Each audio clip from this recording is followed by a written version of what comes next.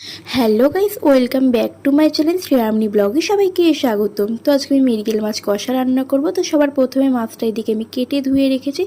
এবার নুন হলুদ মাখিয়ে মাছটা কিছুক্ষণ রেখে দিতে হবে। কড়াইতে সর্ষের তেল দিয়ে তেলটা গরম হয়ে গেলে মাছগুলো একে একে দিয়ে ভেজে নেব।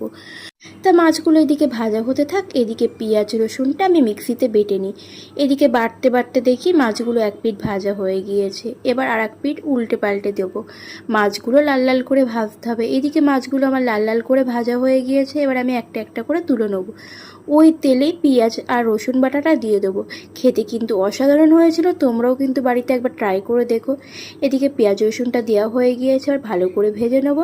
পেঁয়াজ রসুনটা একটু ভাজা ভাজা হয়ে গেলে আদা বাটা চিনি দিয়ে ভালো করে পেঁয়াজ রসুন আদাটা ভেজে নেব। এইদিকে নুন হলুদ গুঁড়ো লঙ্কার গুঁড়ো ম্যাগির মশলা দিয়ে মশলাটা ভালো করে কষিয়ে নেব।